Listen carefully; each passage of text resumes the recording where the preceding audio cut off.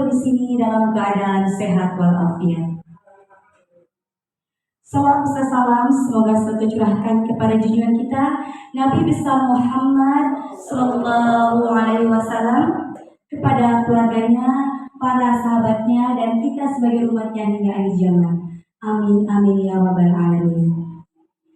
Ibu dan bapak yang saya hormati, pada kesempatan ini kami melaksanakan kolaborasi diseminasi aksi nyata budaya positif modul 2.1 yang tujuannya untuk memenuhi tugas aksi nyata kami di modul 2.1 Guru Penggerak Angkatan 8. Pada kesempatan ini, izinkan saya untuk membacakan susunan acara pada hari ini. Yang pertama, pembukaan.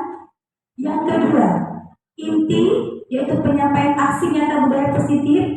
Dan aksi nyata ini nanti akan disampaikan oleh 5 calon guru penggerak angkatan 8. Yang ketiga, sesi tanya jawab. Dan yang keempat yaitu penutup. Baiklah, Bapak dan Ibu yang saya hormati, kita buka saja bersama-sama acara ini dengan mengucapkan Bismillah bersama-sama. Bismillahirrahmanirrahim. Sebelumnya saya mau ada speaking dulu ya Bu ya.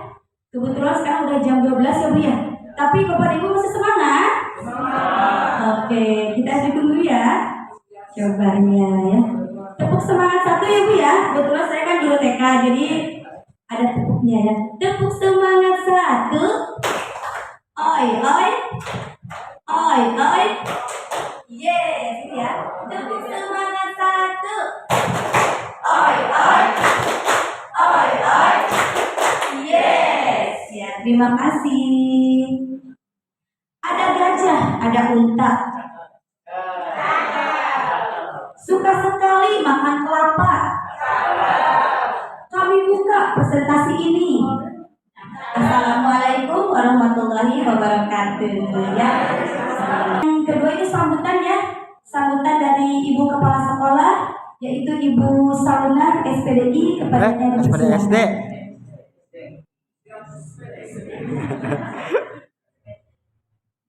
Bismillahirrahmanirrahim.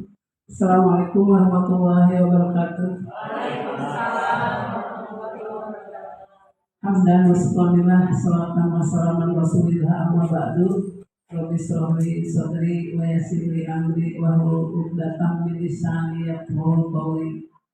Yang terhormat Bapak Ibu calon guru penggerak angkatan 8, yang terhormat Bapak Ibu guru SDN Purwadadi 1. Alhamdulillah pada kesempatan ini kita kedatangan tamu dari CGP Angkatan 8 yang nanti akan memberikan materi tentang aksi nyata budaya positif. Mungkin nanti bisa kita ambil hikmahnya dari bahan bagi ibu bapak yang belum atau yang masih mempunyai masa kerja 10 tahun ke belakang, bisa mendaftarkan diri dari sekarang, karena ini manfaatnya sangat besar bagi kita, terutama bagi diri sendiri dan lingkungan sekolah yang Bapak Ibu ajar, terutama di SDN Purwadadi 1 mungkin ya. Nanti bisa petik atau ambil hikmahnya dari hasil pendidikan calon guru penggerak. Alhamdulillah di SD Purwadadi 1 sudah ada 1 guru penggerak, Bu Haji Nia. Itu kalau tidak salah angkatan 3 ya, angkatan 3. Nah sekarang ditambah dengan Pak Dian. Mungkin ke depan ini masih banyak generasi muda yang akan menyusul atau mengikuti jejak Pak Dian dan Bu Haji Nia. Walaupun misalkan ibu ini masa kerja tinggal beberapa bulan, kalau nggak salah tinggal 7 bulan. Terakhir akhir Februari itu sudah finish 60 tahun, masa kerja 39 tahun. Mudah-mudahan diberikan kesehatan, diberikan panjang umur, dan yang ditinggalkan ini diberikan kemajuan yang lebih pesat daripada yang sebelumnya. Nah, dengan aksi nyata ini, budaya positif sudah tentu mengenai tata tertib yang ada di sekolah, di lingkungan sekolah, di dalam kelas itu sendiri. Kebetulan di SD kami ini masuk jam 7, kalau SD yang lain setengah 8, maka kami ini saat jam 7 udah pembelajaran. Tata tertib di sana banyak, atau budaya positif yang diterapkan di sini sudah banyak, terutama mengenai lingkungan bersih, terus lingkungan sehat, terus budaya mengucapkan salam kepada teman, kepada guru, dan lain sebagainya, yang nyata, yaitu setiap hari anak itu harus masuk sebelum waktu 10 menit sebelum bel itu bunyi. Banyak kegiatan-kegiatan positif yang sudah dilakukan di SDN Purwadadi. Itu baru sebagian aja. Nanti untuk lebih jelasnya apa itu budaya positif, nanti akan diutarakan atau disampaikan oleh Bapak Ibu dari CGP Angkatan 8 ini. Mudah-mudahan nanti bisa terserap semuanya, bisa dilaksanakan di lingkungan kita, sehingga lingkungan kita itu menjadi lingkungan yang berbudaya positif. Hanya itu mungkin selamat mengikuti aksi nyata tentang budaya positif. Mudah-mudahan kegiatan ini lancar, sukses. Wabillahi taufik wal hidayah. Wassalamualaikum warahmatullahi wabarakatuh.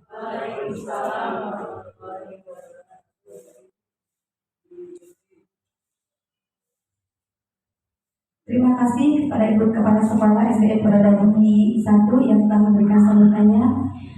Saya dan rekan saya mengucapkan terima kasih ya atas tempatnya, dan juga kepada rekan-rekan guru SDN Purwadadi 1 yang bersedia hadir di sini untuk mengikuti aksi nyata kami budaya positif. Baiklah, kita lanjutkan ke acara selanjutnya, yaitu pemaparan tentang aksi nyata budaya positif, yang pada kesempatan ini yang pertama akan disampaikan oleh Bapak Dian Nur Gunawan SPD. Kepada Bapak Dian Nur Gunawan SPD dipersilakan.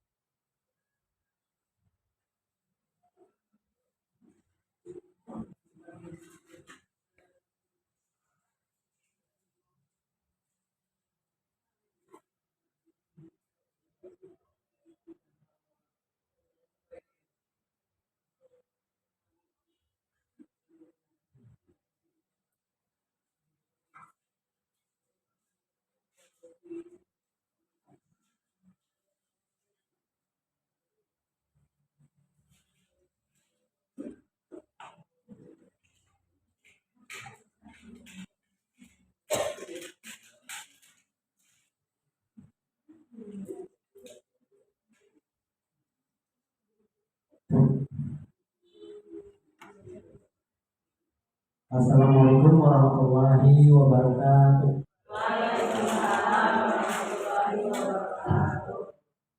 Alhamdulillah pada pagi menjelang siang ini ya menjelang siang karena kondisi antara logika dengan logistik harus bersambungan ya siang ini. Oke, sebelum dimulai terima kasih banyak kepada ibu dan teman-teman itu dari Bapak dulu di SDM 1 yang telah memberikan kesempatan saya untuk menyampaikan beberapa hal tentang budaya positif. Langsung saja karena tadi ngetes dulu ya ice breakingnya di sini bu. Kita tuh tahu di sini tuh bu tepuk semangat itu cuma satu bu. Tepuk semangat, blok semangat. Nah ternyata ada kolaborasi alhamdulillah kita punya versinya bu. Versi 1, versi 2 sampai versi berapa? 200 gitu. Sampai 3 katanya. Versi 1 tadi tepuk semangat, oi gitu ya. Oi kayak gitu boleh ya. Ya itu saja yang beberapa kita jelas ini orang ini tidak akan lama lah ya 1 jam cukup ya. Saya yakin ibu dan bapak di sekolah di sini ketika teman-teman nanya ke saya, ya bagus itu dalam tanda tanya atau tanda kutip nggak tahu posisinya. Tapi mudah-mudahan dengan adanya teman-teman ini sebagai salah satu perantara buat mempromosikan sekolah saya. Gitu kan. Alhamdulillah sekolah kami dari kelas 1 sampai kelas 6 itu jumlah muridnya sekitar 420. Itu luar biasa, tidak bisa dibuat gitu kan, tidak ada yang. Jadi kemudian Bapak yang pertama kita akan membahas tentang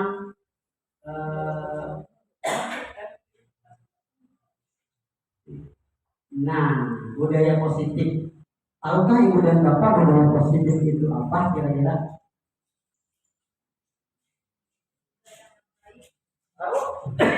Budaya yang baik, terus budaya apa? Kebiasaan yang baik, terus bukan baik-baik itu ya positif begitu ya. Jadi ketika mindset kita budaya positif itu adalah budaya yang baik. Yang tidak baik termasuk positif tidak ya? Negatif juga. Nah tapi pada umumnya ketika dikatakan budaya positif, setiap sekolah itu adalah kita selalu mengukur kekurangan apa yang di sekolah itu kurang sebagai kegiatan budaya positif. Tapi di kenyataan ya budaya Bapak, untuk menumbuhkan budaya positif itu kita harus melihat positif kitanya apa. Bukan kurang kalau kita misalkan jambannya kurang bersih, kita taikkan jangan di budaya Bapak. Nanti budaya Bapak akan kesulitan untuk mendobrak posisi sampai bersihnya itu. Itu budaya positif maksudnya. Mindset budaya positif adalah dalam pikiran kita tuangkan ke dalam sekolah ke kelas.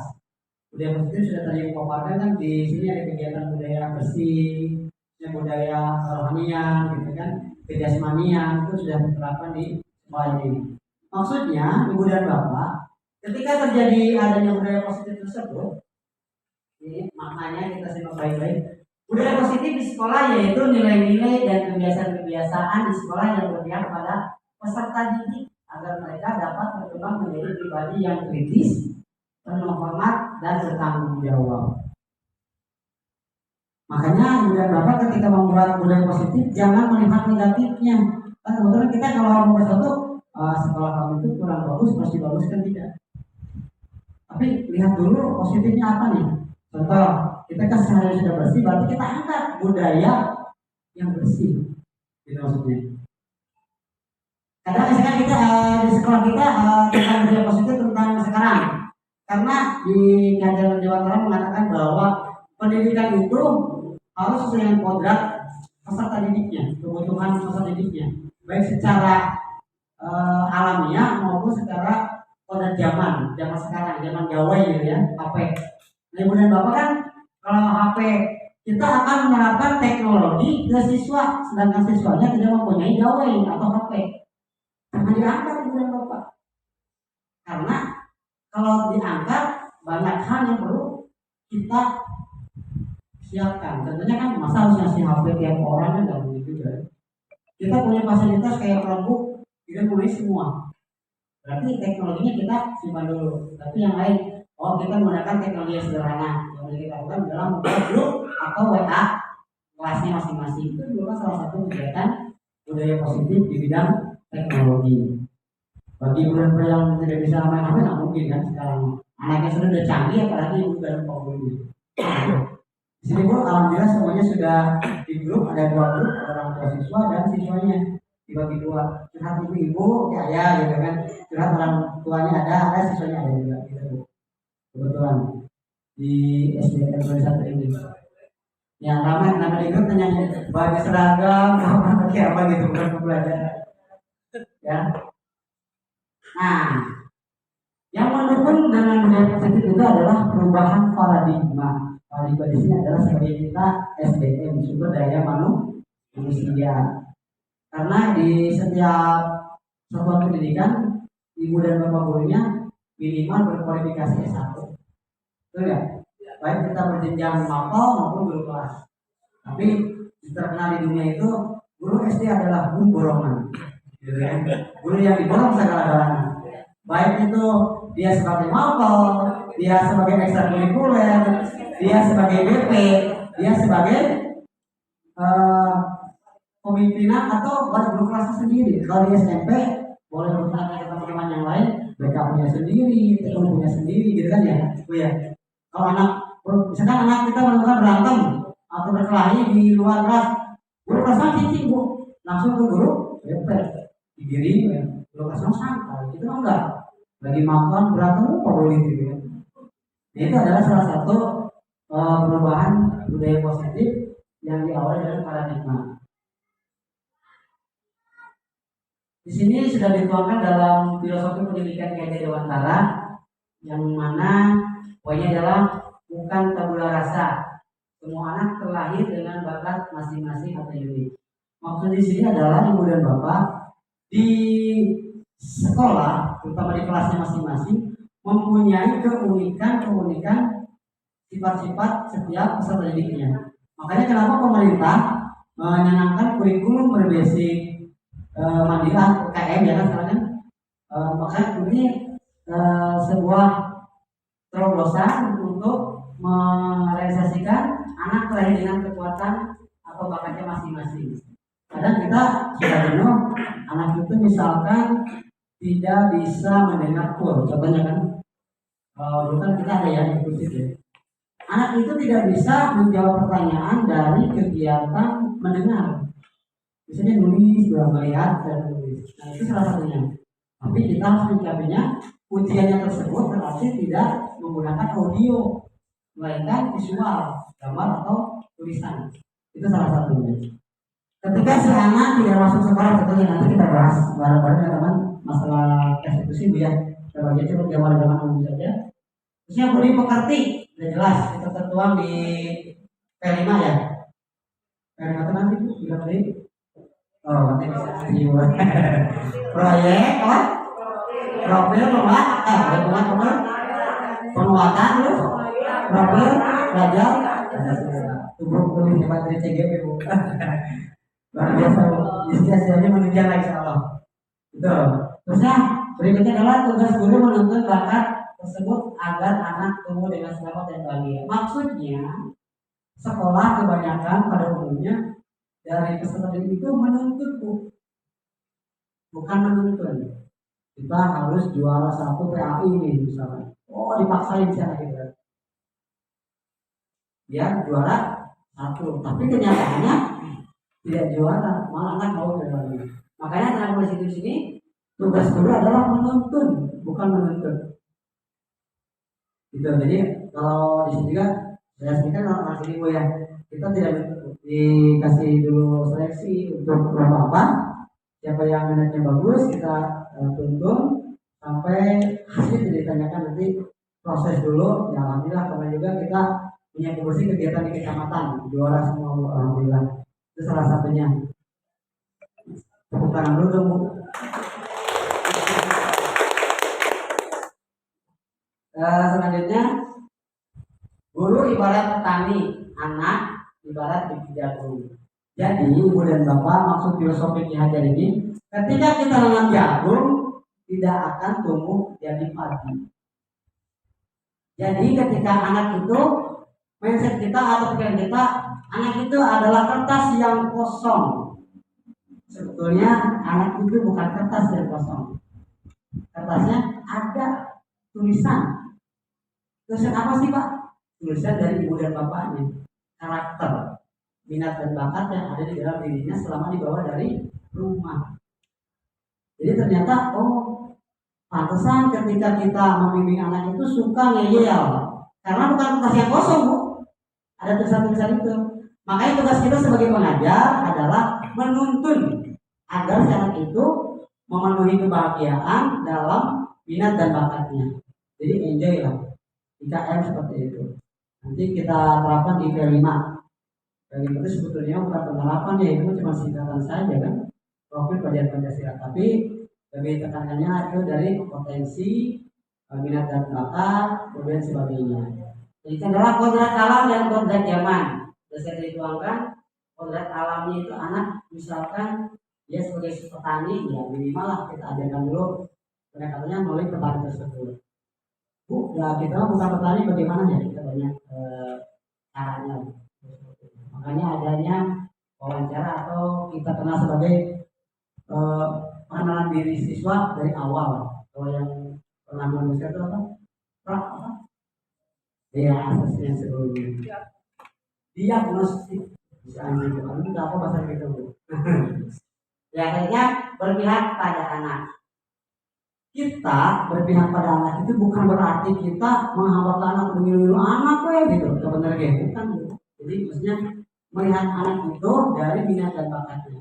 Jangan sampai kita tuh sebagai pelayan publik, anak itu dimanjakan sebagai raja enggak. Malah kedodoran tuh kedodoran. Tapi ibu dan bapak cuman menuntun anak itu sesuai minat dan bakatnya. Maksudnya di sini. Pulang paradigma untuk membangun budaya yang positif, sekolah perlu menyediakan lingkungan yang positif, aman dan nyaman agar murid mampu berpikir, bertindak, dan menciptakan dengan merdeka, mandiri dan bertanggung jawab. Sehingga rajinnya disiplin dikaitkan dengan kontrol, dalam hal ini kontrol guru dalam menghadapi murid. Jadi perubahan ini adalah dengan kondisi kita menuntun, dengan kontrol yang ada, kita bisa menghadapi peserta didik dalam proses pembelajaran. Berikut dari Dr. William Bresser mengatakan kontrol itu ada 4. Pertama, ilusi guru mengontrol murid, ilusi bahwa kritik dan membuat orang bersalah, dapat penguatan karakter. Selanjutnya ilusi bahwa semua penguatan positif, efektif dan bermanfaat. Selanjutnya ilusi bahwa orang dewasa memiliki hak memaksa. Itu ya. Ini menurut Dr. William.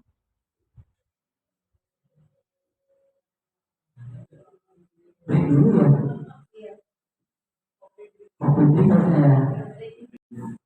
Dulu perilaku buruk dilihat ini sebagai suatu kesehatan, sebagai itu memiliki tujuan. Orang lain bisa mengontrol saya, stimulusnya dari kontrolnya adalah hanya Anda yang bisa mengontrol diri Anda. Jadi intinya paradigma tersebut tergantung kepada diri kita. Bagaimana kita mengontrol diri dalam mengembangkan dan membentuk peserta didik. Itu saja paparan dari saya. Mudah-mudahan ibu dan bapak bisa menambah sedikit wawasan dan pengetahuannya. Dan mohon maaf jika ada kesalahan untuk sesi tanya jawab nanti jika kamu ya. Ini saja. Terima kasih. Wassalamualaikum warahmatullahi wabarakatuh.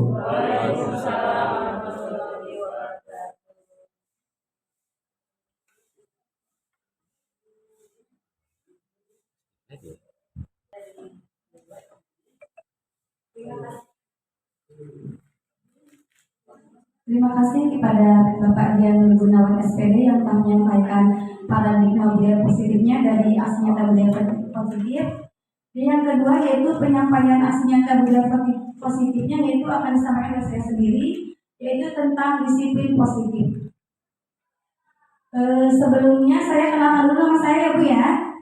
Saya Nini Sumiati, SPDI. Saya dari TKIT Darul Fikri Kalyangsana.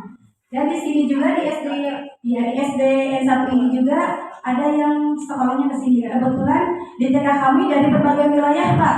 Dari Wanakerta, dari Pabon, orang Pabon ya. Kebetulan ke TK kami sekolahnya alhamdulillah.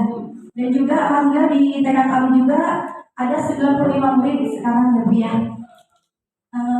Kalau misalnya ada Bapak Ibu yang punya anak kecil juga boleh nanti mendaftar untuk tahun depan ke TK kami.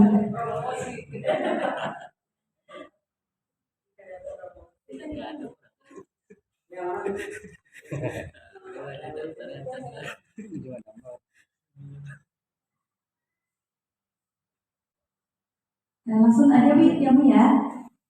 Di sini udah ayah dan bunda semuanya ya?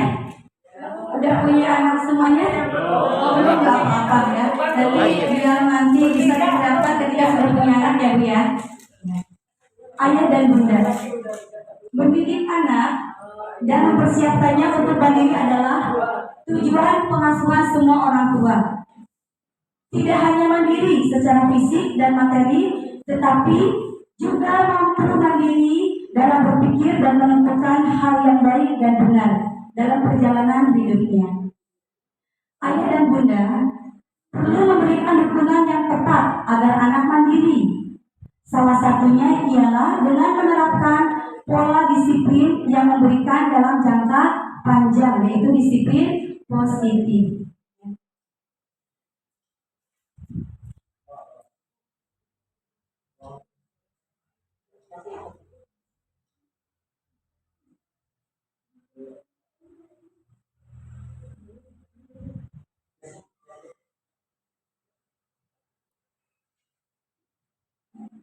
Di sini saya akan menyampaikan tentang kata makna disiplin dulu ya. Ketika mendengar kata disiplin, apa yang terbenak di benak Bapak dan Ibu kira-kira? Ya, taat aturan, peraturan, apa lagi? Apa yang terlintas di pikiran Anda? Kebanyakan orang akan menghubungkan kata disiplin dengan kata tertib, peraturan, dan kepatuhan pada peraturan. Kata disiplin juga sering dihubungkan dengan hukuman, padahal itu sungguh berbeda. Karena belajar tentang disiplin positif tidak harus dengan memberi hukuman. Justru itu adalah salah satu alternatif terakhir. Dan kalau perlu, tindakan itu tidak digunakan sama sekali. Nah, di sini ada Bapak kita ya. Bapak pendidikan kita, Ki Hajar Dewantara menyatakan bahwa di mana ada kemerdekaan, disitulah ada disiplin yang kuat. Sungguh pun disiplin itu bersifat self-disiplin, yaitu kita sendiri yang mewajibkan kita dengan sekeras-kerasnya, tetapi itu sama saja. Sebab jika kita tidak cakap melakukan self-disiplin, wajiblah penguasa lain mendisiplinkan diri kita. Dan peraturan demikian itulah harus ada di dalam suasana yang merdeka. Jadi sebelum kita mendisiplinkan orang lain, kita harus mendisiplinkan diri sendiri. Seperti gini, tadi kata ibu kan anak-anak di sini masuk jam 7 ya Bu ya. Dan berarti bu gurunya harus lebih awal dari anak-anak. Aku disambut anak-anak ya Bu ya. Iya, sama juga Bu dengan TK juga seperti itu. Iya. Selanjutnya, nah, masih tentang pemikiran Ki Hajar Dewantara ya Bapak Ibu ya. Pemikiran Ki Hajar Dewantara ini sejalan dengan pandangan Diana Gosen dalam bukunya Restructuring School Discipline 2001. Diana menyatakan bahwa arti dari kata disiplin berasal dari bahasa Latin, disiplina, yang artinya belajar. Kata disiplin juga berasal dari akar kata yang sama dengan disiple, atau murid atau pengikut. Untuk menjadi seorang murid atau pengikut, seseorang harus paham betul alasan mengapa mereka mengikuti suatu aliran atau ajaran tertentu. Sehingga motivasi yang terbangun adalah motivasi intrinsik, bukan motivasi ekstrinsik. Jadi harus motivasi dari dalam dulu ya Bu ya. Kemudian dia juga menyatakan bahwa arti asli dari kata disiplin ini juga juga berkonotasi dengan disiplin diri dari murid-murid Sokrates dan Plato.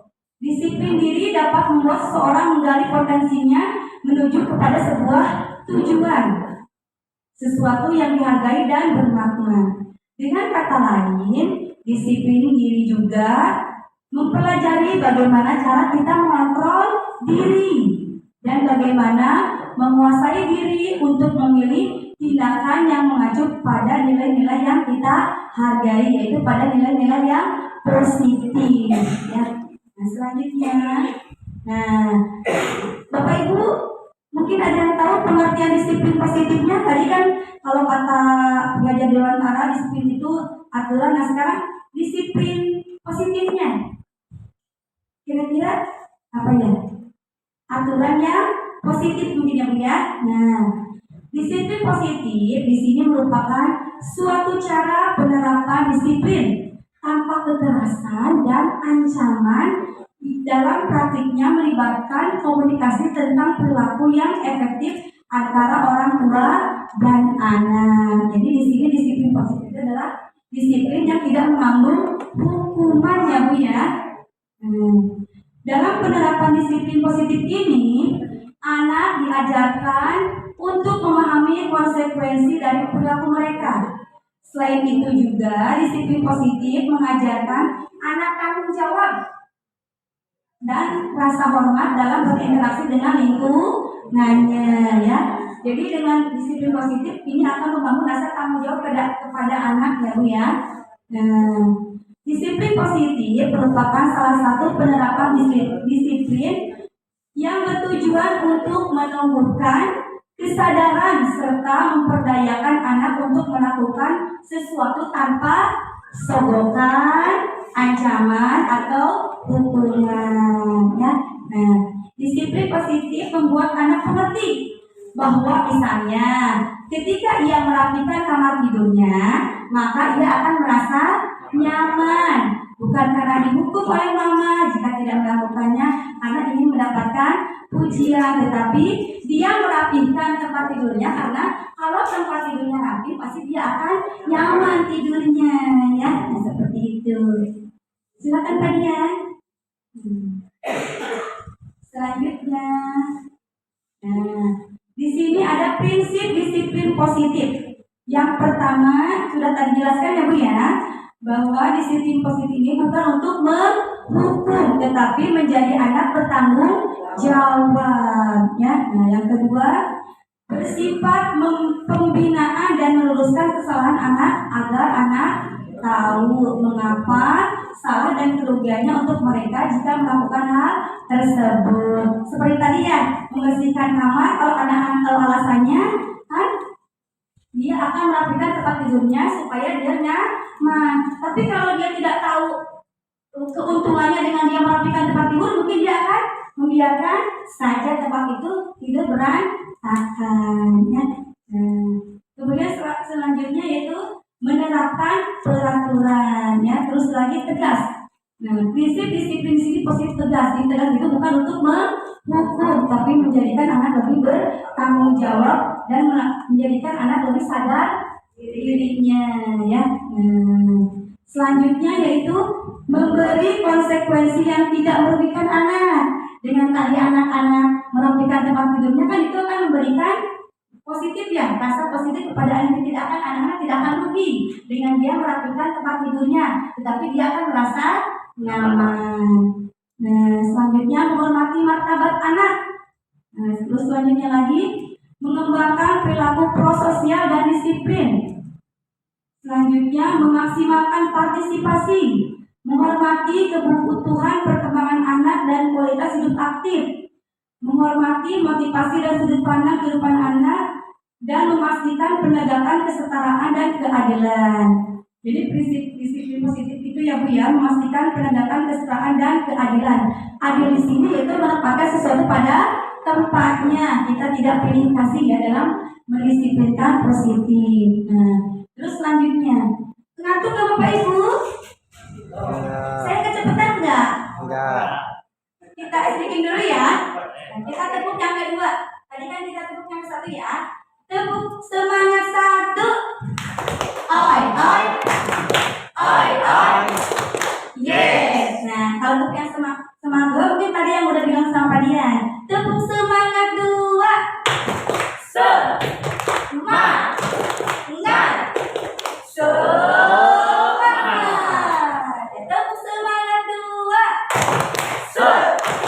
Semangat.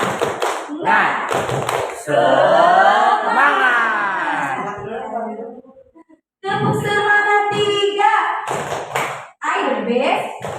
You are the best. We are the best. Yes, yes, yes.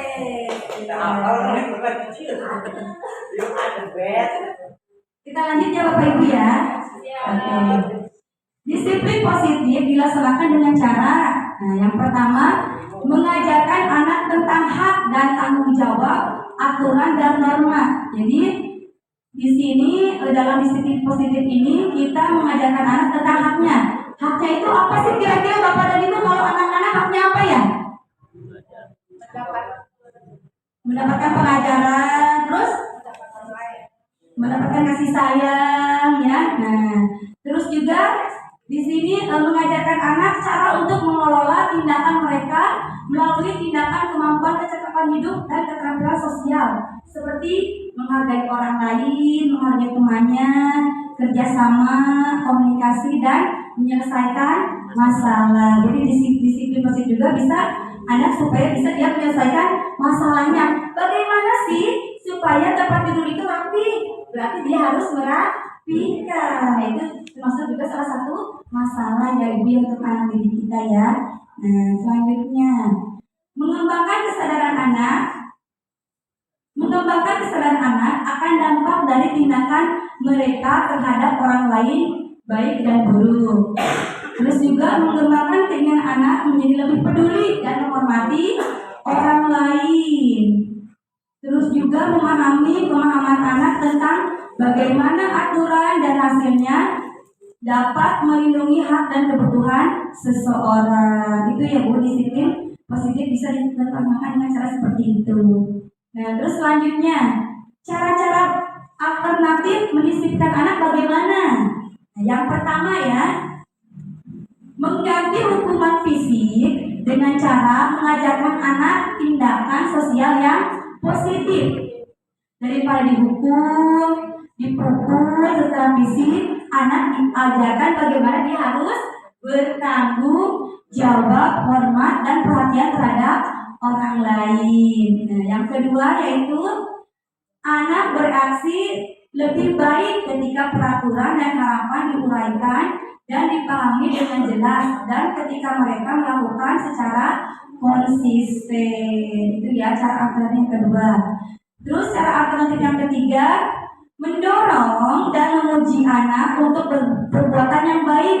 Yang dilakukan adalah dengan cara menumbuhkan tindakan sosial yang positif. Jadi kita juga bisa ya Bu, memberikan pujian kepada anak ya Bu ya. Misalnya ketika anak kita dia memperoleh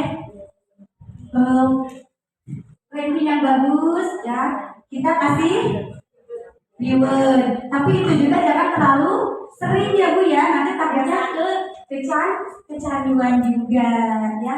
Nah, terus selanjutnya nih, contoh beda peraturan positif dan peraturan negatif. Nih, di sini ada contohnya ya Bu ya. Contoh peraturan dengan bahasa positif dan bahasa negatif. Di sini misalnya datang tepat waktu, berarti negatifnya jangan terlambat. Terus angkatlah tangan bila ingin berbicara. Terus jangan berteriak. Terus ramah terhadap orang lain, juga jangan berbuat tidak sopan. Nah, seperti ini ya Bu ya. Oke, selanjutnya Pedian. Nah, di sini yang terakhir ya Bu ya, trik menerapkan disiplin positif. Nah, yang pertama, guru dapat membuat kesepakatan dengan siswa. Misalnya tidak boleh makan pada waktu belajar. Nah, terus juga jika siswa datang ke sekolah terlambat, siswa dapat membuat keterampilan dari limbah seperti membuat tas dan lain-lain ya. Nah, terus selanjutnya positifnya akan disampaikan oleh Ibu Dina SPD yang akan menyampaikan tentang keyakinan kelas. Kepada Ibu Dina dipersilakan. Bapak Ibu, kita lanjut ya. Perkenalkan dulu, nama saya Dina Patriana Noventri ya. Unit kerja saya di SDN Tigasari, Kecamatan Cibaduyut.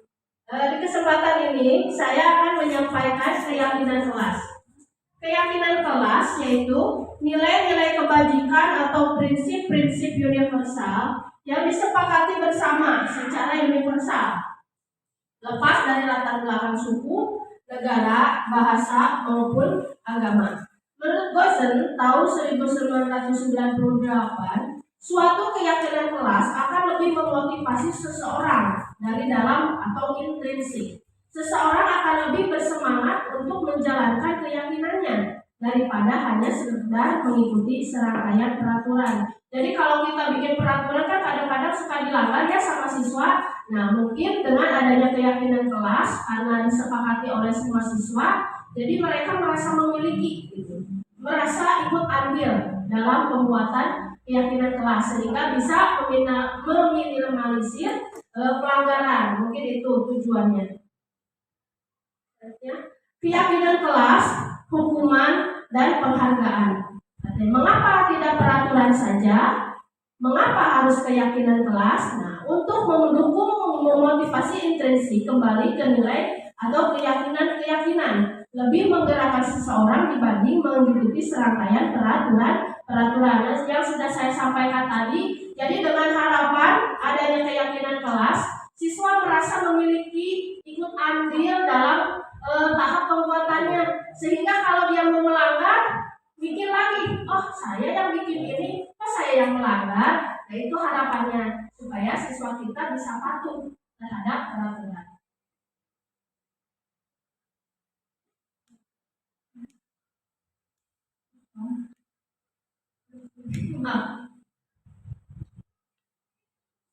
Selanjutnya ya. Nah, pembentukan keyakinan kelas. Keyakinan kelas bersifat abstrak daripada peraturan yang lebih rinci dan konkret. Keyakinan kelas berupa pernyataan-pernyataan yang universal. Pernyataan keyakinan kelas senantiasa dibuat dalam bentuk positif. Keyakinan kelas hendaknya tidak terlalu banyak sehingga mudah diingat dan dipahami. Semua warga kelas sebaiknya ikut berkontribusi dalam membuat kegiatan kelas lewat curah pendapat.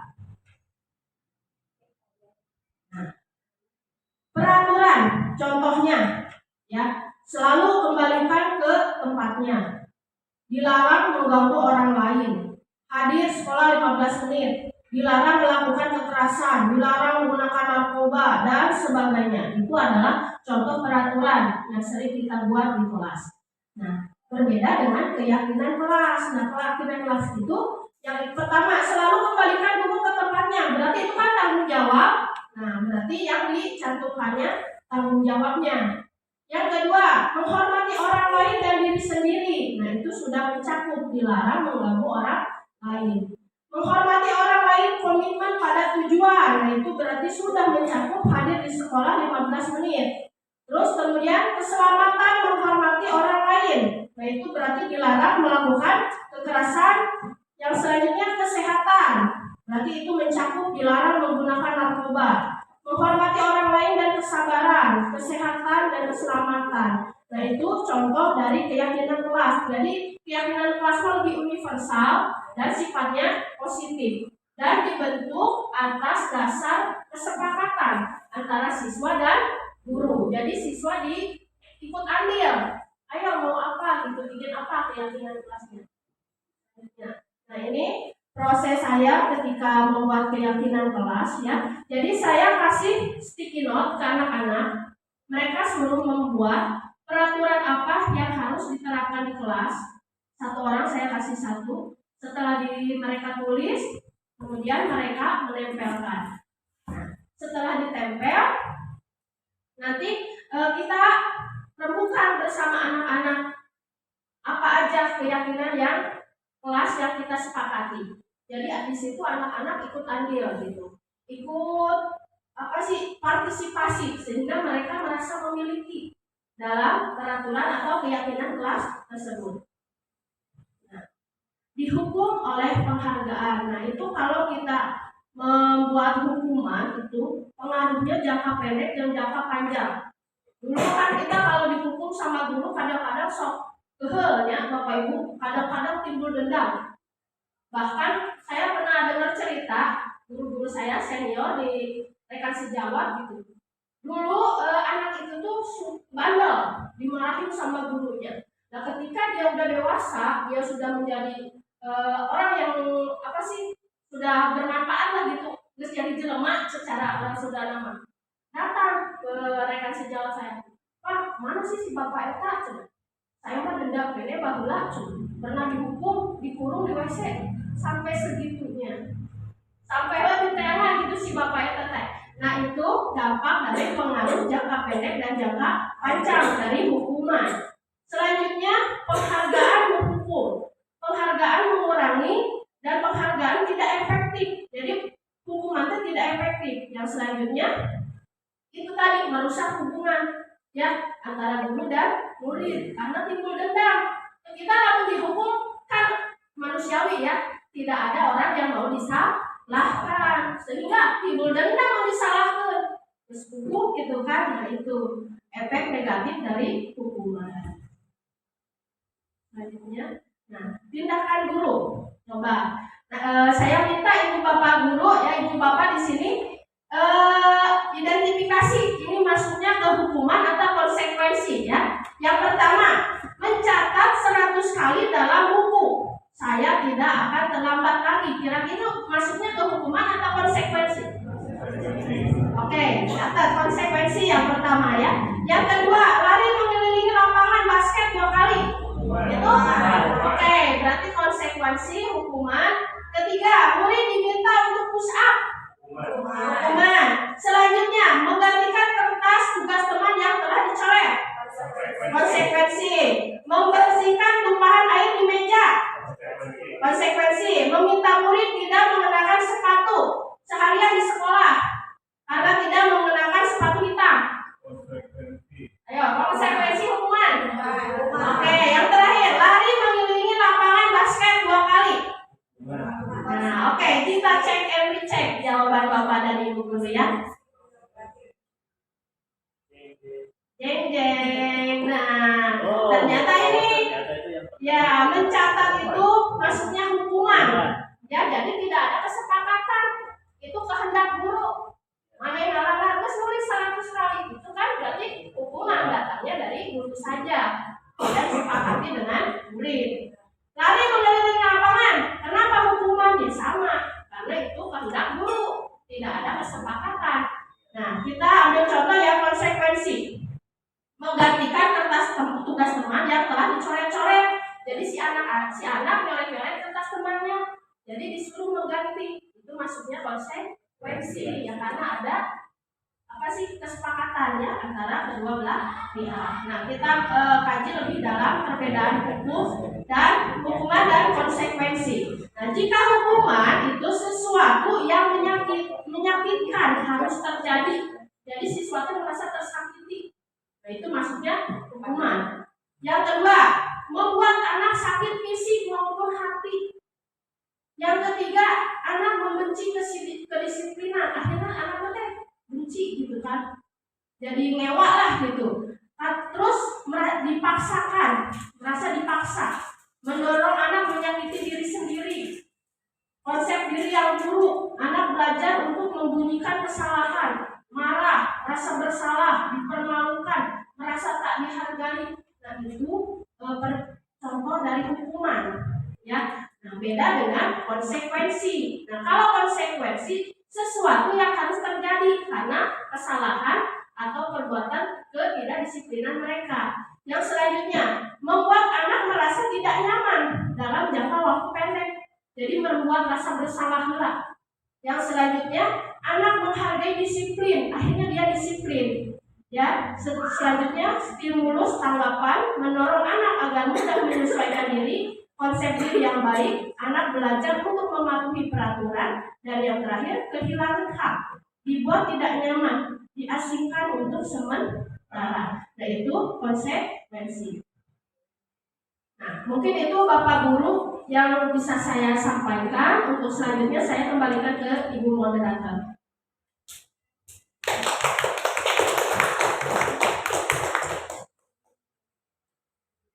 Terima kasih kepada Ibu Dina yang telah menyampaikan keyakinan kelasnya.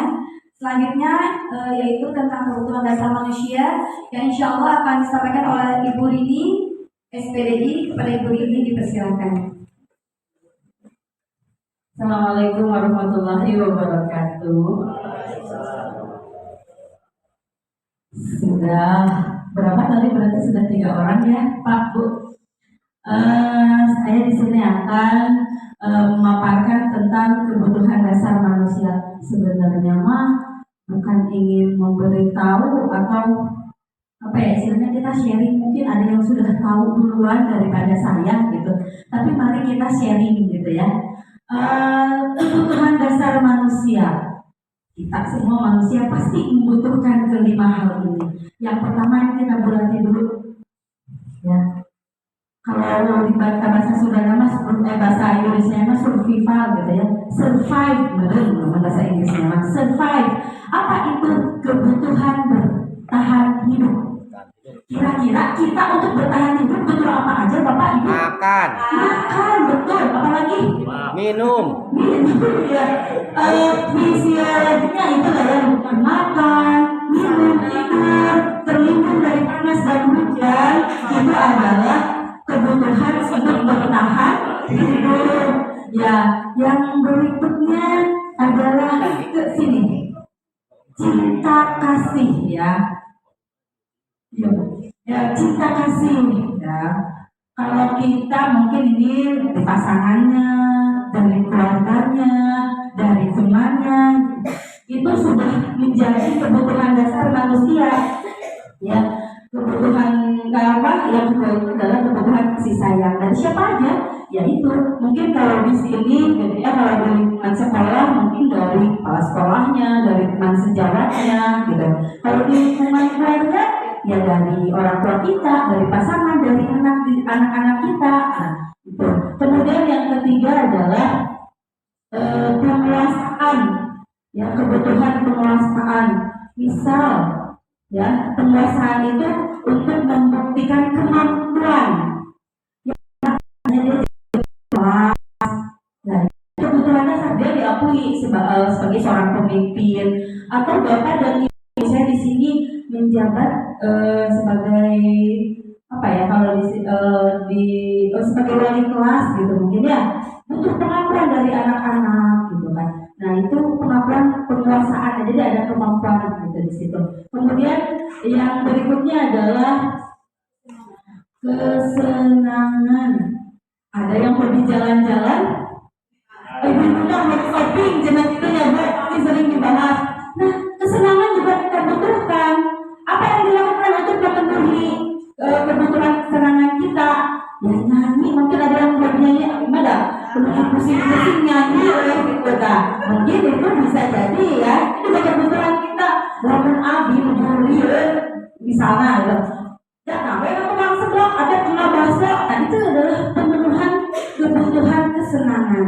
Ada yang bentuknya jalan-jalan, ada yang bentuknya ngedrakor, ya, ada yang bentuknya shopping, ada yang memenuhi kebutuhannya dengan traveling. Nah, itu kebutuhan-kebutuhan yang kita butuhkan sebagai manusia. Yang terakhir adalah kebebasan.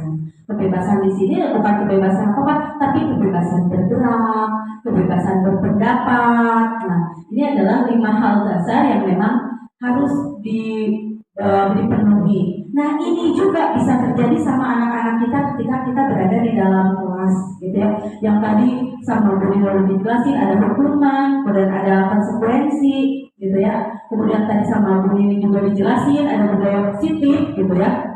Nah, ini nanti kaitannya ke sini, ke kebutuhan dasar manusia.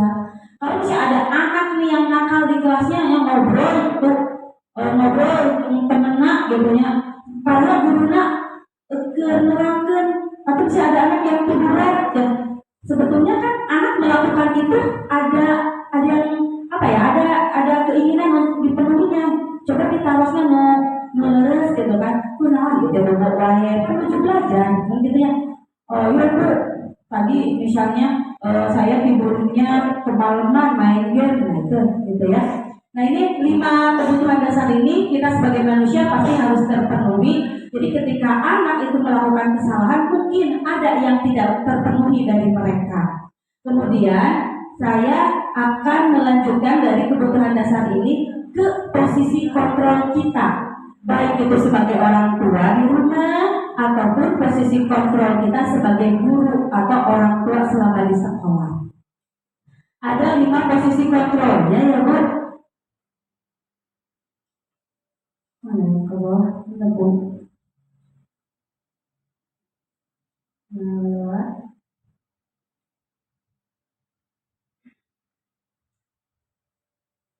Ada 5 posisi kontrol.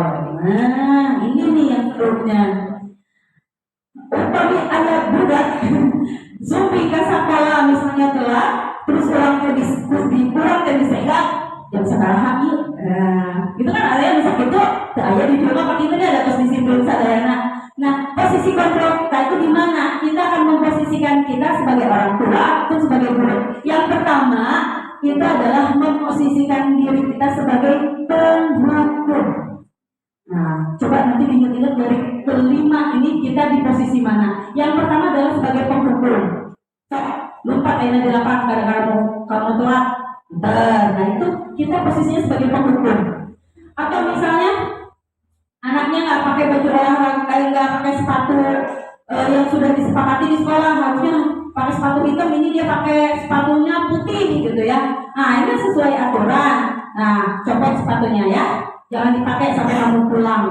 Nah, itu kita memposisikan diri sebagai penghukum. Kalau saya gitu, kalau kita ngomongnya ya gitu yang jahat-jahat, nunjuk-nunjuk, yang ngomongnya menyakitkan, itu kita memposisikan diri sebagai penghukum. Itu posisi diri kita mau di rumah mau di sekolah itu. Gitu kalau memposisikan diri sebagai penghukum. Yang kedua, membuat merasa bersalah. Adik kamu, terus diawali adik kamu nggak tahu ini melanggar aturan, ya, kamu nggak tahu ini, nah, itu kamu nggak kasihan sama ibu. Nah, jadi kan aku bilang, oh berarti itu gara-gara saya. Nah, gitu. Itu adalah posisi kontrol kedua. Yang ketiga adalah posisi teman. Nah, saya kalau di SMP posisikan dirinya sebagai teman. Ya, apalagi mungkin yang di SMK mungkin itu bisa lebih lagi sebagai teman. Kalau saya misalnya gini, nah tugasnya coba atas aja. Nah itu, jadi kita memposisikan diri. Tapi di SD mah pangitan tidak memposisikan diri sebagai teman ya. Kalau sebagai orang tua, sebagai ayahnya, sebagai bundanya, gitu kan, kita pasti menggunakannya itu ya posisi kitanya sebagai orang tua. Kemudian yang keempat adalah posisi sebagai pemantau. Ini juga dipantau ya, melakukan pelanggaran nih, sudah kita nasihati, jangan udah dinasihati udah aja lepas dari pantauan kita, jangan. Tapi ketika mereka melakukan kesalahan kemudian divalidasi kenapa gitu nah kemudian ada tindak lanjutnya, harus dipantau, oh dia sudah ada perubahan. Yang terakhir ini adalah posisi yang paling ideal adalah sebagai manajer. Jadi si anaknya kalaupun melakukan kesalahan tidak langsung disalahkan. Kan kita tanya dulu dari pertama, kenapa ngelakuin ini? Coba kalau kamu jadi dia yang dilempar buka di dia, ayo tuh sambil tuh di abi mah kamari oge aya murang kali jabani kelas 7 keneh heuleuy tip sami teh dulu. Jadi si rencana anaknya dicoret-coret kutip sami nya. Mereka aku teh bisa ketemu anaknya ayo nama kasih murang kali teh nu pamadeu teh cicingan emang lagi tengah lawan ieu teh tos barodas beureut teh tos nyadak kantong bade ka mana saur anu eta anu guruna teh bade ka mana mau pulang Bu, kenapa? Dan matanya udah berair. Dia peralihannya dari SD ke SMP mungkin gitu. Temennya kan dari mana-mana campuran. Pas gitu panggil dulu sini udah bawa tas anaknya. Mau kemana ini? Mau pulang Bu, kenapa? Ya itu tadi dia ceritain tuh, kenapa pengen pulang tadi mukanya. Nah itu jadi ditanya dulu ketika anak ada masalah dapat ditanya dulu, kemudian pesan dulu siapa yang melakukan ini dan kita panggil tuh yang melakukan kesalahannya. Nah ini memposisikan diri sebagai manajer buat anak yang apa istilahnya yang di jailunya itu memaafkan orang yang jailnya sadar sama kelakuannya. Ini posisi yang paling ideal dan disarankan adalah posisi manajer. Tapi kebanyakan dari kita jujur-jujuran. Posisi mana Bu? Pak? Kira-kira kita di sini biasanya nggak tahu sih, saya juga pakainya yang mana. Biasanya kita memposisikan diri kita itu di yang mana? Di pembuat rasa bersalah mungkin saja ya, bisa ya atau penghukum ada penghukum bisa jadi barangkali sadayana juga nanti ya Pak siun kayak orang dilaporkan kaetannya KKPAI jadi gitunya ayo nama main dilaporkan wae. Nah yang mungkin kadang-kadang kita juga di posisi sebagai pemantau tapi yang disarankan adalah sebagai manajer. Jadi nanti anak itu merasa kalaupun mereka salah ya gitu tapi mereka menyadarinya yang tadi itu timbul motivasi dari dirinya, dari dalam dirinya untuk memperbaiki. Nanti lebih jelasnya tentang bagaimana menyelesaikan itu akan dilanjutkan oleh Ibu Nunung. Silakan Ibu Nunung. Terima kasih Ibu uraian dari saya. Wassalamualaikum warahmatullahi wabarakatuh.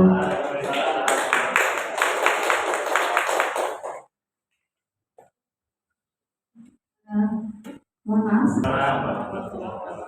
Tadi sudah disampaikan nama saya Nur Sarifah dari SMP 1 Ciasem. Barangkali Muncis.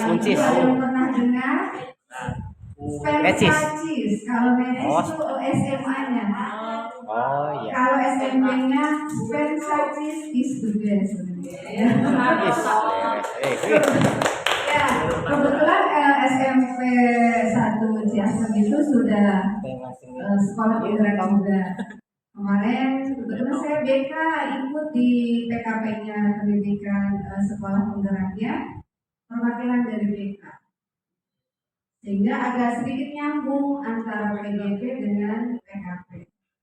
Satu link lah ya, sekolah penggerak dengan guru penggerak.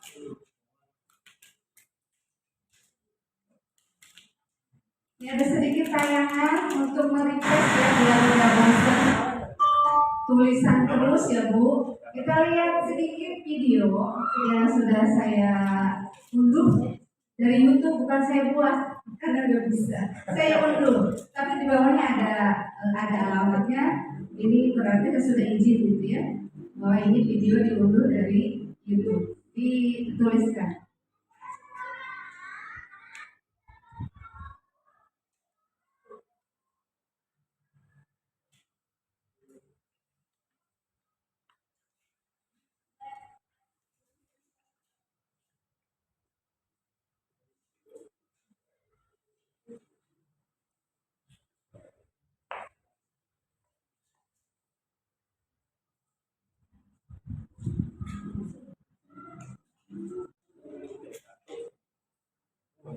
Iya.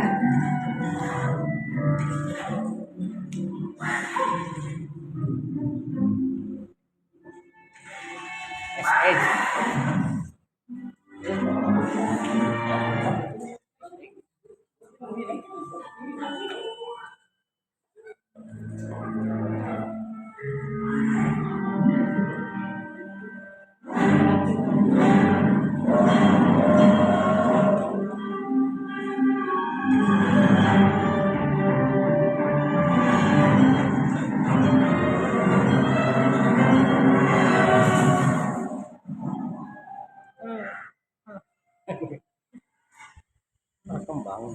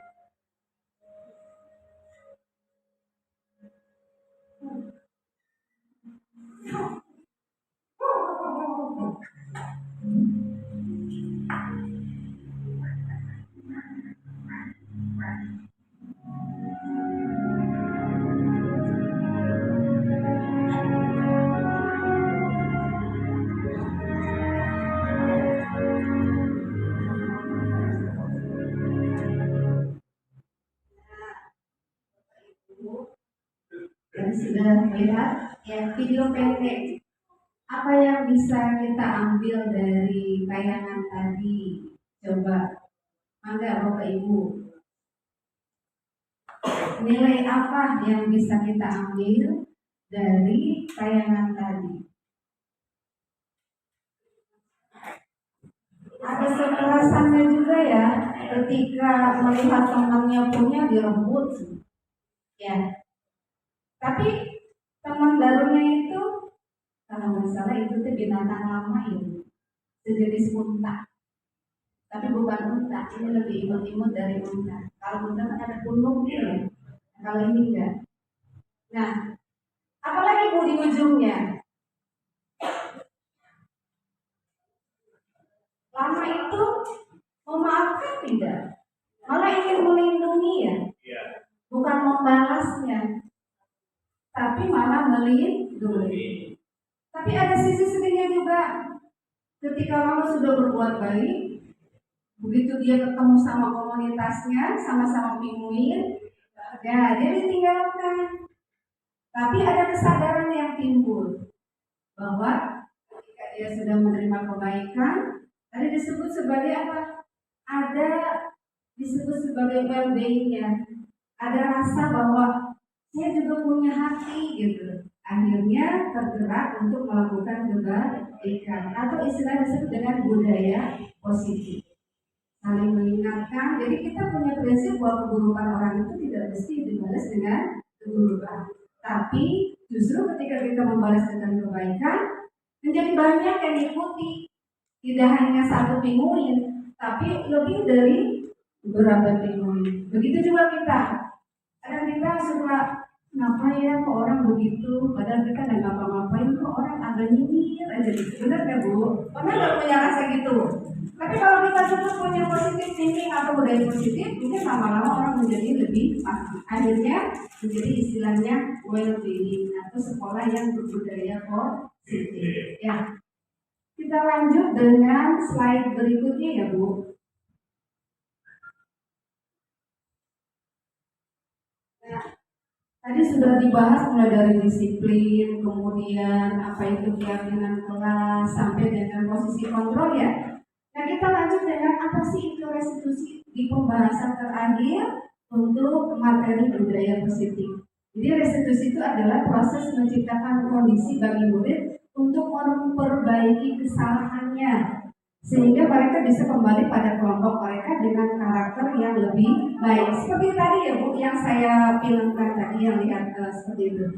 Kesalahan akan membuat mereka menjadi tergugah dan menjadi kembali baik kepada karakter yang menjadi lebih baik. Lanjut enggak tadi ya. Nah, ciri-ciri restitusi. Jadi restitusi itu bukan menebus kesalahan, tapi belajar dari kesalahan. Persis seperti video tadi, kesalahan yang dia buat kemudian diperbaiki atas kesadaran sendiri. Kemudian berikutnya hubungannya jadi lebih baik, bahkan lebih mesra. Tadinya pakai tren jadi soulmate atau bilangnya sekarang bestie ya bestie.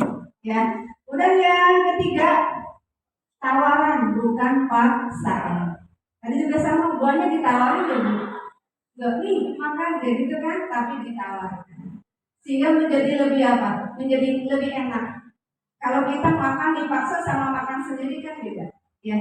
Kemudian yang keempat, seperti tadi yang sebutkan bahwa untuk disiplin positif itu menuntun untuk melihat apa sih kekurangan dan kelebihan kita. Mana yang kira-kira sikap kita tidak disukai oleh orang, mana sikap kita yang disukai oleh orang, seperti itu. Bahasa Sunda mah ganteng ya Bu. Jangan kita aja pengen dihargai, tapi tidak mau menghargai orang lain. Dan yang kelima, mencari kebutuhan dasar yang tadi disebutkan oleh Bu Rini. Kebutuhan dasar manusia ada berapa Bu tadi Bu? 5. Apa saja Bu? Cinta kasih, oke bagus. Apa lagi? Penguasaan, kebebasan, kesenangan. Satu lagi, survival atau memenuhi kebutuhan untuk bertahan hidup ya. Kemudian yang keenam, Ini ada kaitannya dengan yang keempat. Cara yang paling baik untuk memperbaiki diri. Kesadaran sendiri itu lebih baik. Saya bilang tadi well-being, sadar sendiri, nggak usah dipaksa. Kemudian yang ketujuh, fokus pada karakter bukan tindakan. Karakternya yang dibangun, ramah, sopan, bukan dipelototan gitu. Bukan karena dipelototan dia sopan, tapi karena dia merasa karakternya yang harus berubah. Ya, karena Bu ada yang disebut sebagai watak, ada dengan kepribadian. Ya, beda ya Bu. Kalau watak tuh biasanya dari lahir. Wataknya ceria, disuruh kalau paling 5 menit. Nanti kembali lagi ceria, rewel gitu ya. Kalau kepribadian itu bisa diperbaiki atau disebut dengan karakter. Yang tadinya tidak sopan menjadi sopan, yang tadinya tutur katanya kasar bisa jadi lemah lembut seperti itu ya. Kemudian restitusi fokusnya kepada solusi, bukan hukuman, solusi. Dan yang kesembilan, ini ujungnya nih Bu, mengembalikan murid yang berbuat salah pada kelompoknya. Seperti tadi film tadi, balik lagi itu dalam kondisi yang sudah nyaman, sudah enak dengan teman-temannya, sehingga menjadi bestie, gitu ya, atau menjadi sahabat. Jadi sekolah itu dijadikan sebagai rumah kedua, bukan tempat kita terpaksa, gitu ya. Kemudian ada 3 yang bisa kita lakukan dalam melakukan segitiga restitusi. Yang pertama, menstabilkan identitas. Yang kedua, validasi. Yang ketiga, menanyakan keyakinan. Jadi kalau ada anak yang berbuat melanggar aturan ataupun tata tertib, kita menstabilkan dulu identitas. Karena pasti kamu berbuat salah seperti itu. Pasti semua tindakan yang dilakukan ada alasannya. Seperti dalam hadis Rasul, innama amalu binniyat. Segala sesuatu pasti ada niat. Yang jelek juga pasti ada niatnya ya Bu. Pasti ada niat dulu, baru nanti dilaksanakan. Dalam Islam adil banget. Niat bagus kok belum dilakukan dapat pahala ya Bu. Tapi kalau niat jelek belum dilakukan gak dapat dosa. Kalau sudah dilakukan baru. Itu keren banget menurut saya. Dan yang kedua, validasi. Ditanyain dulu, benar gak sih itu kamu yang melakukan? Divalidasi dulu. Jangan-jangan cuma rumor, jangan-jangan cuma fitnah gitu. Kan suka ada gitu ya Bu, orang yang melakukan itu yang dituduhnya. Nah, maka kita perlu validasi. Dan yang ketiga, menanyakan keyakinan. Tadi yang sudah dibahas sama Bu Dina. Keyakinan kelasnya apa coba? Kamu ingat enggak? Supaya dia timbul rasa sadar sendiri, bukan karena tertekan atau terpaksa.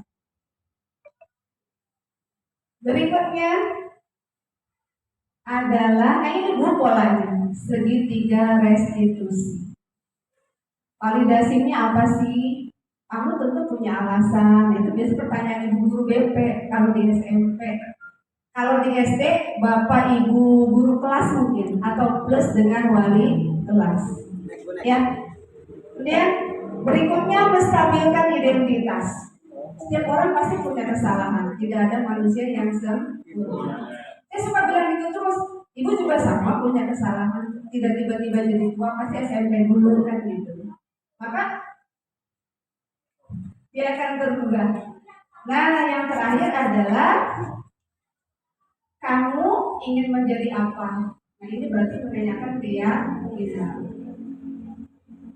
Nah, ini Bu, langkah-langkahnya, maka boleh di screenshot gitu karena terlalu panjang.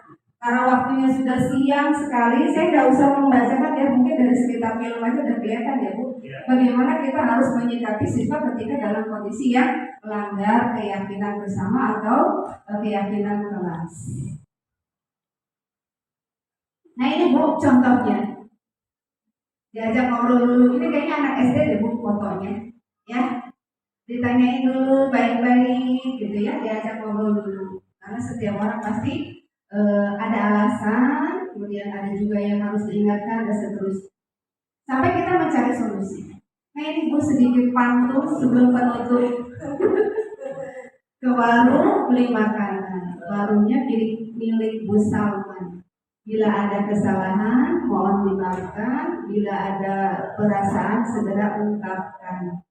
Dan yang kedua, matahari senja telah tenggelam, hujan turun mulai terjadi. Kami tutup presentasi dengan salam. Wassalamualaikum warahmatullahi wabarakatuh.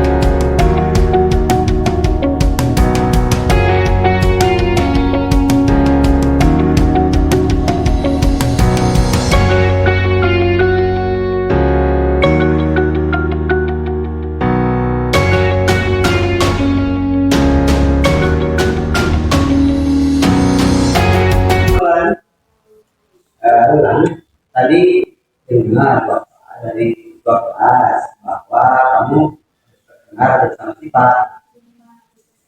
Kenapa kesal?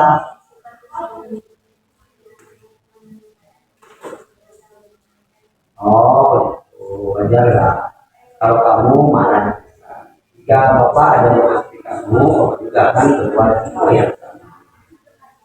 Lalu apa yang kamu lakukan terhadap sifat?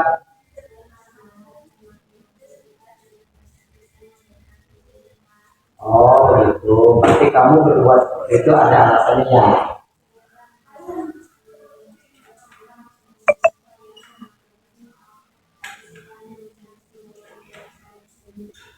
Oh ya, wajarlah kalau kamu merasa marah karena tidak rela pekerjaan kamu tidak sebenarnya dia sifat.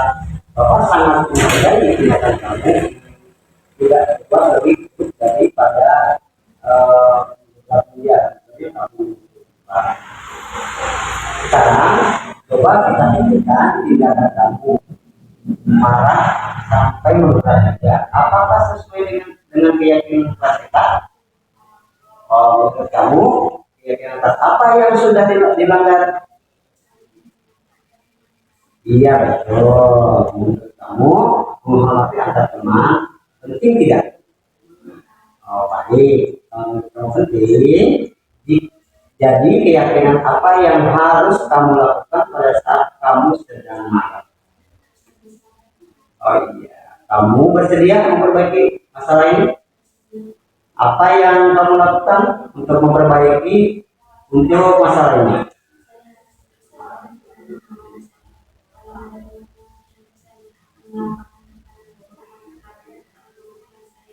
Oh iya, tepat sekali. Ulang. Semangat ya. Sekarang kamu boleh kelas. Sama-sama. Assalamualaikum warahmatullahi Warahmatullahi wabarakatuh. Nama saya Wulan dari kelas 5B. Terima kasih padian, saya senang sekali diajak diskusi untuk menemukan solusi atas kesalahan saya yang telah saya lakukan, yaitu tidak bisa mengendalikan amarah dengan teman sekelas. Seharusnya saya bisa mengendalikan amarah dengan cara bersabar dan menghormati teman-teman saya. Assalamualaikum warahmatullahi wabarakatuh. Oh iya, begini jadi kenapa kamu tidak Pak? Karena kamu mendengar dari BPJS bahwa kamu sering terlambat datang ke sekolah. Menurut ingatan kamu, berapa kali kamu terlambat datang ke sekolah? Sering terlambat ya. Baik, jadi berbuat kesalahan itu setiap orang pasti pernah berbuat kesalahan. Yang terpenting kita bisa belajar dari kesalahan tersebut dan yang berusaha untuk memperbaiki. Setuju nggak? Kevin, bagaimana kita cari solusinya ya? Sekarang, Kevin sering datang terlambat. Kenapa sih Kevin sering datang terlambat? Oh iya, kamu tahu keyakinan kelas sudah kita sepakati? Kalau terlambat datang ke sekolah, sesuai dengan keyakinan kelas kita tidak? Menurut kamu, keyakinan kelas apa yang sudah dilanggar? Menurut kamu itu penting tidak untuk kamu?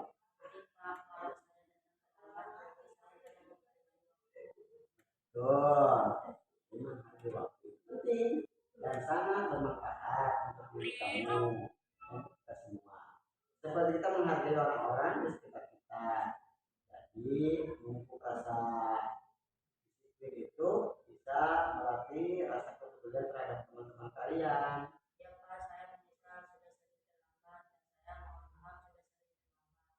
Oh iya Kevin, sikap sangat baik yang kamu lakukan. Untuk meminta maaf menurut kamu, apa yang kamu lakukan agar kamu tidak datang terlambat lagi ke sekolah?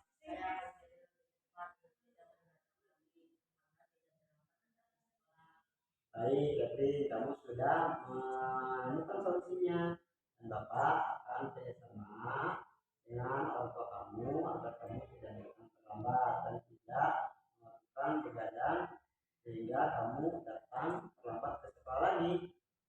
Ya, itu saja Pin ya. Silakan masuk kelas. Warahmatullahi wabarakatuh. Nama saya Kevin Sudrajat, kelas 5B. Terima kasih padian, saya senang sekali diajak diskusi untuk menemukan solusi atas kesalahan yang telah saya lakukan, yaitu terlambat masuk sekolah. Saya berjanji tidak akan bergadang agar tidak terlambat ke sekolah lagi.